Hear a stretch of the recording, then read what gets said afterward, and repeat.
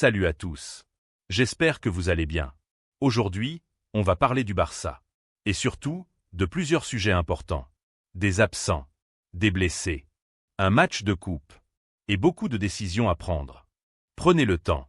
Installez-vous. Parce que cette analyse mérite qu'on s'y pose calmement. Commençons par la mauvaise nouvelle. Marc-André ter Stegen est blessé. Une blessure sérieuse, qui pourrait l'éloigner des terrains pendant plusieurs mois. On parle de 2 à 3 mois minimum. Avec, en plus, la possibilité d'une opération. Et ça change beaucoup de choses. Déjà, pour lui. Humainement. Sportivement. Parce qu'une blessure longue, à ce moment de la saison, ça peut tout remettre en question. La Coupe du Monde approche. Et clairement, cette blessure le met très mal placé. Revenir en forme. Retrouver du rythme. Se remettre en confiance. Tout ça prend du temps. Et le temps, il ne l'a pas. Mais cette blessure pose aussi un problème au Barça. Parce que ter Stegen était prêté. Il était parti pour se relancer. Pour retrouver du temps de jeu. Pour peut-être se repositionner dans la hiérarchie. Et là, tout s'arrête. Il va se faire opérer. Il va rester sous contrat. Et le Barça va continuer à payer. Sportivement, c'est neutre. Financièrement, c'est contraignant. Et stratégiquement, c'est un blocage. Encore une situation où le club n'avance pas comme il le voudrait. Maintenant, parlons du terrain. Le Barça se déplace en coupe. À l'extérieur. Face à Albacete. Un club modeste. Mais dangereux.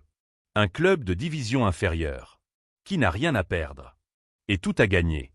C'est exactement le genre de match piège. On l'a déjà vu. Encore et encore. Les matchs de coupe à l'extérieur, face à des équipes qui jouent leur saison sur 90 minutes, ce sont souvent les plus compliqués. Et surtout cette équipe de Albacete a déjà éliminé le Real Madrid. Alors oui, on a rigolé. Oui, on s'est moqué. Oui, on a savouré. Mais attention au karma. Parce que ce genre d'équipe, quand elle sent qu'un exploit est possible, elle se transforme.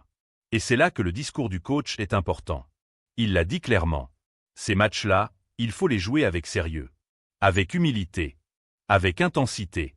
Si tu prends l'adversaire de haut, tu te fais punir. Et peu importe ton nom. Peu importe ton palmarès. Côté effectif, il y a déjà un absent important. Rafinha. Petite gêne musculaire. Rien de dramatique. Mais suffisamment pour le laisser au repos. Et honnêtement, c'est une bonne décision. La saison est longue. Les matchs s'enchaînent. Et le Barça a besoin de joueurs frais. Son absence ouvre une porte. Cette porte, elle s'appelle Rashford. Et ce match peut être très intéressant pour lui. Parce que ce genre de rencontre, face à un bloc bas, face à une défense regroupée, c'est un vrai test. Le coach l'a dit. Il croit en son potentiel. Pas un potentiel futur. Mais un potentiel encore inexploité. Il peut faire mieux. Il peut être plus décisif. Plus juste dans le dernier geste. Et ce match est une occasion parfaite. Globalement, le coach est plutôt satisfait. Pas parce que tout est parfait, mais parce qu'il voit une progression. Depuis certains matchs compliqués, l'attitude a changé. L'intensité, l'engagement, la mentalité, tout ça va dans le bon sens. Même si, évidemment, il reste beaucoup de choses à corriger. Et le principal problème reste la défense. Le Barça crée beaucoup, se procure beaucoup d'occasions. Mais derrière, ce n'est pas toujours rassurant. Des espaces, des transitions mal gérées, un manque d'agressivité parfois.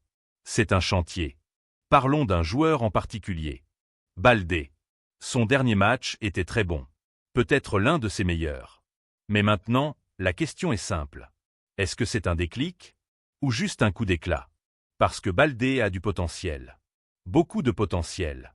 Mais il doit être régulier. On ne lui demande pas un match tous les 3 mois. On lui demande une base solide. Match après match. C'est pareil pour d'autres joueurs. Quand un joueur est important, on attend de lui une certaine constance. Ce n'est pas être dur. C'est être exigeant. Et au Barça, l'exigence doit être la norme. Revenons à l'adversaire. Cette équipe de Albacete est en forme. Plusieurs victoires récemment. Une dynamique positive. Un public derrière eux. Et surtout, ils savent jouer en bloc. Ils savent défendre bas. Ils savent attendre. Et frapper au bon moment. Soyons honnêtes. Le Barça aura le ballon. Beaucoup. Albacete va défendre. Très bas. Un but. Ou 2. Et le Barça devra être patient. Très patient. Faire circuler. Étirer le bloc. Ne pas se frustrer. Mais attention. À la perte de balle, le danger sera immédiat. Contre rapide. Projection. Espace dans le dos. Le contre-pressing sera essentiel. C'est là que le match peut se gagner ou se compliquer. Autre point important. La gestion des temps de jeu.